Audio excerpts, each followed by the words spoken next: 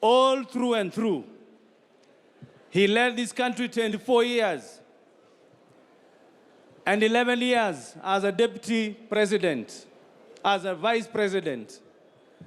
We are going to make this announcement. And the announcement that I am going to make is that we will give the family the usual 7 days of mourning. The usual 7 days of mourning. Then, as members of KANU and Kenyans who love President Moi, we are going to spend, after the family has spent the 7 required days of mourning, we are going to be here in Kabarak receiving guests for 40 days. 40 days. Kuanzia tarehe mukipata tarehe yenyu 7, we will be here, and Mheshimiwa Gideon Moi, we beg you to receive us. To receive members of KANU who will be remembering Mzee Moi for 40 days because he gave a lot to our party. He did a lot to our party. And Moi, as much as he's gone, KANU is very much alive. KANU is very, very much alive. It is the only party that has had representation in parliament since Kenya gained independence. The only party. Parties have come and gone, but we are still there. When I tell you, we will be there. With those few remarks, may I welcome the Deputy President.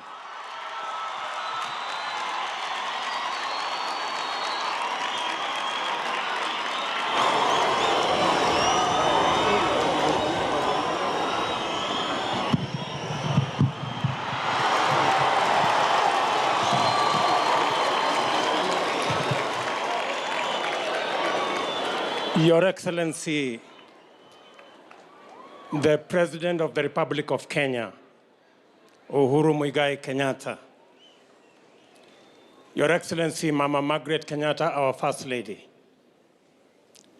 Your Excellency, our First Lady, Mama Ngina Kenyatta, the family of our fallen hero, the second President of the Republic of Kenya, distinguished mourners, ladies and gentlemen, good afternoon.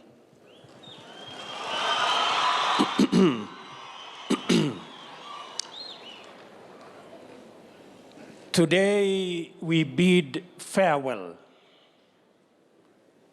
to a legend of our country and our father. I say our father representing hundreds of thousands of the sons of this great leader who are not his biological children. And in a very special way, I want to thank the family, especially the sons and daughters of President Moi, for allowing us to share their father, because he was our father too. Thank you very much, Raymond. Thank you very much, Gideon. Thank you very much, Philip. Thank you very much, John Mark. Thank you very much, Jennifer and Doris and June. We want, in a very special way, to say you are generous. Because we had our parents whom we didn't share with you, but we had the privilege, despite having our fathers, you shared your father with us, and we became his children because you allowed it.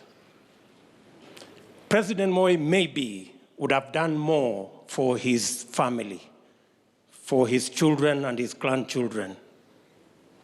But because he had to share time with the rest of us, who became his children by virtue of him being the great kind-hearted man that he was. Again, let me repeat and say, we are truly grateful and we are indebted to your family for allowing Moi to be our father as well.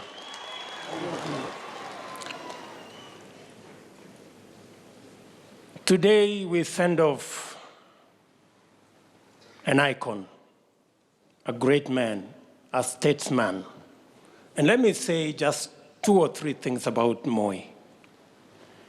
For those of us who knew him when he was about to exit, in fact, we became his last bonds in politics. We saw and learned many things from Moi. Moi, as has been said here, in matters, his passion for education in our country led him to develop the most professional, world-class human resource through his passion in education. Today, Kenya prides itself with a professional, world-class working population, not just working in Kenya, but working in many parts of the world. And that is why remittances from our diaspora has gone beyond the money we get from tea or even coffee, because Moi invested in education and developed our human capital. I see many generals in this meeting. I saw them yesterday. They are witnesses to Moi, the man who built institutions in our country. Moi, we can say without a doubt, built the most disciplined, professional army, not just in Kenya, but in East Africa and in Africa. And we pride ourselves as a nation. And I say so knowing that the Commander-in-Chief is seated in our midst. We pride ourselves that our armed forces became not just the pride of our nation, but they supported, as Sumbegwa said, peace building and peacekeeping in many parts of the world. That was Moi, the man who built institutions. And lastly, let me say, Moi built a formidable, solid political machine in Kano that helped him consolidate the country, bring all communities on board, and made this country avoid the pitfalls of what other countries did when they drove their politics on ethnicity and other divisive methods. Moi taught us unity. And that is why I can say here, without fear of any contradiction, when President Uhuru Kenyatta and I said, for the sake of country, for the sake of the unity of the nation, President Moi folded his KADU, joined KANU, so that the country can come together and we can avoid ethnicity. It is the same spirit that motivated President Uhuru and myself to fold all the political parties we had so that we can form Jubilee and consolidate the unity of our nation. I say we are graduates of Moi's School of Leadership, and we are very proud graduates. Finally, as I speak as a leader from Rift Valley, where Moi